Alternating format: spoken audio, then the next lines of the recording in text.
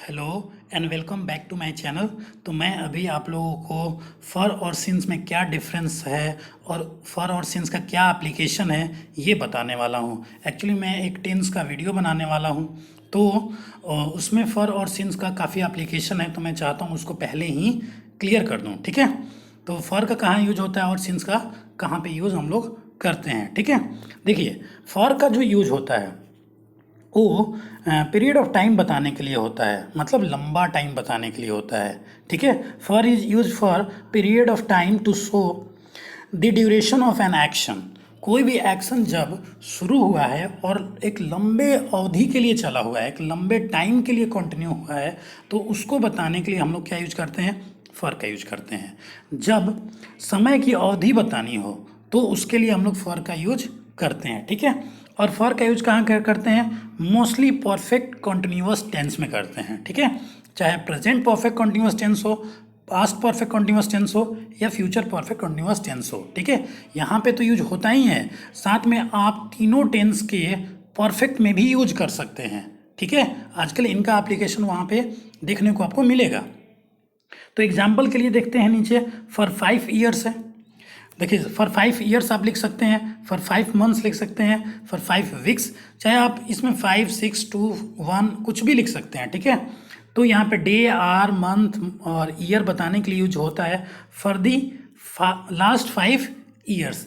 इस तरह के टाइम को बताने के लिए हम लोग क्या यूज करते हैं, फॉर का यूज किया जाता है। आपको सिंपली क्या याद रखना है, फॉर का यूज लॉन्ग टाइम को बताने के लिए किया जाता है, जिसमें एक्शन कभी स्टार्ट हुआ होगा, हमें स्टार्टिंग पॉइंट का नहीं पता होता है, एक इंटरवल का पता होता है, एक ड्यूरेशन का पता होता है, उसके लिए हम लोग क्या करते हैं, फॉर का यूज करते हैं। ठीक है, तो सेंटेंस में देखते हैं, Ram has been eating a mango for 2 hours. अब देखिए 2 घंटे से राम आम खाते आ रहा है। ठीक है, अब 2 घंटा कब से वो स्टार्ट किया ये नहीं पता हमें, बस एक ड्यूरेशन पता है कि 2 घंटे से वो खाते आ रहा है। ठीक है, तो यहाँ पर क्या यूज होगा, फॉर का करेक्ट यूज है, सिंस का यूज नहीं हुआ है।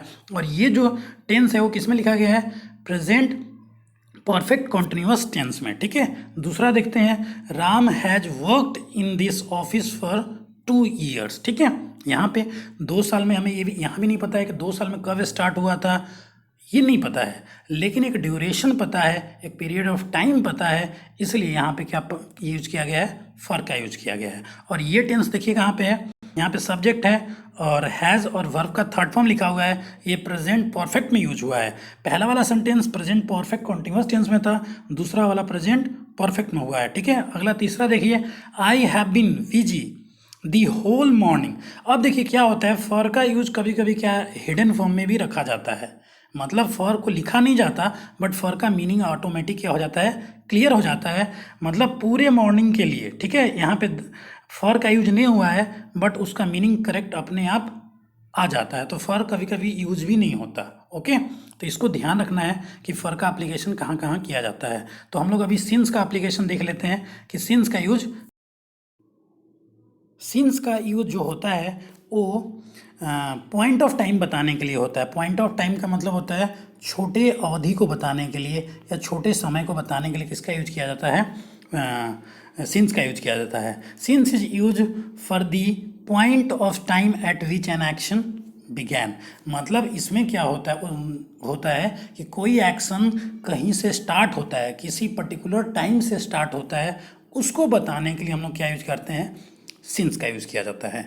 ठीक है, जब शुरुआती समय की बात होती है तो सिंस का यूज किया जाता है। क्लियर, जब भी कोई एक्शन किसी पर्टिकुलर पॉइंट ऑफ टाइम से स्टार्ट होता है या फिर छोटी अवधि बतानी हो या छोटा टाइम बताना हो, तो उसके लिए हम लोग क्या करते हैं, सिंस का यूज करते हैं। और इसका भी यूज कहाँ होता है, इसका भी यूज परफेक्ट कॉन्टिन्यूअस टेंस में ही होता है, present perfect continuous tense, past perfect continuous tense और फ्यूचर परफेक्ट कॉन्टिन्यूअस टेंस में होता है। साथ में इसको परफेक्ट टेंस में भी यूज कर सकते हैं, सभी टेंसेस के साथ।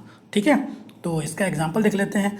देखिए जैसे सिंस मॉर्निंग है, मॉर्निंग में कब इसकी बात नहीं की जा रही है, सिंस मॉर्निंग। ठीक है, मॉर्निंग से स्टार्ट होगा, सिंस 1947। कोई फिक्स टाइम हो, कोई भी फिक्स टाइम आपको बताना हो, उसके लिए भी सिंस का यूज किया जाता है। फिक्स टाइम में जैसे 1947 फिक्स है, सिंस 6 AM मॉर्निंग से फिक्स है, since Sunday, since last Monday, since childhood, since the beginning. तो ऐसे समय को बताने के लिए हम लोग किसका यूज करते हैं, सिंस का यूज करते हैं। ठीक है, एग्जाम्पल से देखते हैं सेंटेंस में।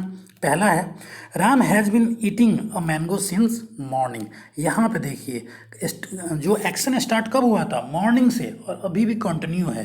तो ऐसे टाइम को बताने के लिए हम क्या करेंगे, सिंस का यूज करेंगे, क्योंकि फिक्स पता है कि मॉर्निंग में स्टार्ट हुआ था और अभी भी कंटिन्यू है। तो since morning. I have been teaching in the college since 2010। तो 2010 से ही मैं इस कॉलेज में पढ़ाते आ रहा हूँ।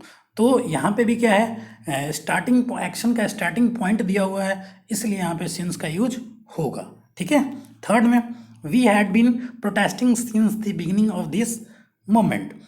तो इस मोमेंट के शुरुआत से ही हम इनका विद्रोह कर रहे हैं, तो यहाँ पे भी क्या है, सिंस का आपका करेक्ट यूज हुआ है। ठीक है। तो सिंस का कहाँ कहाँ यूज करता है, मैं आपको डायग्राम से, फ्लो चार्ट से दिखाता हूँ। देखिए